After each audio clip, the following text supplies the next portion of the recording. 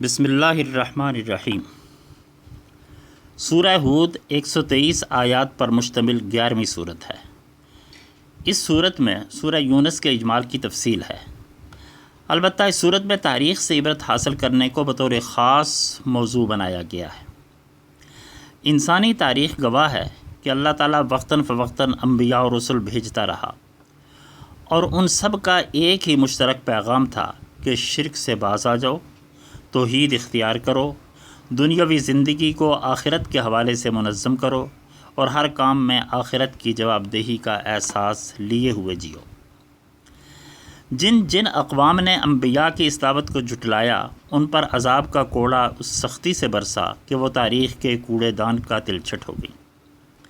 یوں تو قرآن سے معلوم ہوتا ہے کہ اللہ تعالیٰ نے ساری دنیا میں جہاں بھی انسانی آبادیاں تھیں رسول بھیجے، لیکن قرآن حکیم نے بطور خاص ان انبیاء کا ذکر کیا جن سے عرب واقف تھے، اور ان کی اقوام کی تاریخ، ان قوموں میں مبعوث ہونے والے انبیاء اور ان بستیوں اور شہروں کے کھنڈرات ان کے سامنے تھے۔ اس سلسلے میں حضرت نوح علیہ السلام اور ان کی قوم، حضرت ہود علیہ السلام اور قوم عاد، حضرت صالح علیہ السلام اور قوم سمود، حضرت لوط علیہ السلام اور ان کی قوم، اہل مدین اور حضرت شعیب علیہ السلام، اور قوم فرعون اور حضرت موسیٰ علیہ السلام کی سرگزشت بیان کی، اور یہ بتایا کہ جب عذاب آ جاتا ہے تو نہ رکتا ہے اور نہ ٹلتا ہے، کوئی تعلق، کوئی رشتہ کام نہیں دیتا۔ نوح علیہ السلام کا بیٹا اور لوط علیہ السلام کی بیوی تک نہیں بچ سکے۔ اس صورت سے یہ معلوم ہوتا ہے کہ گویا عذاب خداوندی کا سیلاب کا بند ٹوٹنے والا ہے،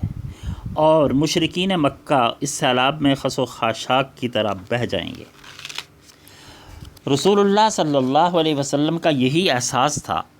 جس کے حوالے سے حدیث میں آتا ہے کہ حضرت ابو بکر صدیق رضی اللہ تعالیٰ عنہ نے آپ سے عرض کی کہ یا رسول اللہ، میں دیکھتا ہوں کہ آپ بوڑھے ہوتے جا رہے ہیں، اس کی وجہ کیا ہے؟ آپ نے فرمایا شیبتنی سورۃ ہود و اخواتھا، مجھے سورہ ہود اور اس کی ہم مضمون صورتوں نے بوڑھا کر دیا ہے۔ یعنی آپ نے اس طرف اشارہ کیا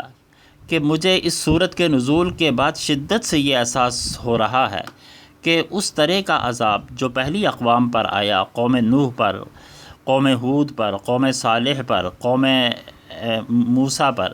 اور دوسری اقوام پر جس طرح کے عذاب آئے، اسی طرح کا عذاب آنے کو ہے، اور تاریخ اپنے آپ کو دہرانے جا رہی ہے، اس لیے کہ آپ قرآن کے حوالے سے آپ اس قدر پریشان رہتے تھے کہ قرآن نے کہا ہے لعلک باخع نفسک الا یکونوا مؤمنین، کہ آپ اپنے آپ کو تنگی میں مبتلا ہیں، اپنی جان کے درپے ہیں کہ اتنی آپ ڈپریشن کا شکار ہو جاتے ہیں کہ لوگ مومن کیوں نہیں ہوتے، ایمان کیوں نہیں لاتے۔ تو جب آپ کو یہ احساس ہوا ہوگا کہ اللہ کا عذاب آنے کو ہے، تو نتیجتاً آپ پر کیا کیفیت طاری ہوئی ہوگی، اور اسی کے نتیجے میں آپ پر بڑھاپے کے آثار ظاہر ہونے شروع ہو گئے۔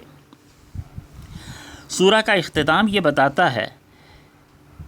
کہ یہ سارے واقعات ان مقاصد کے تحت بیان کیے گئے کہ آپ کا دل مضبوط ہو، آپ کو مستقبل کے حقائق کا علم ہو، ایمان لانے والوں کے لیے نصیحت ہو اور انہیں بیداری نصیب ہو، اور جو ایمان لانے والے نہیں،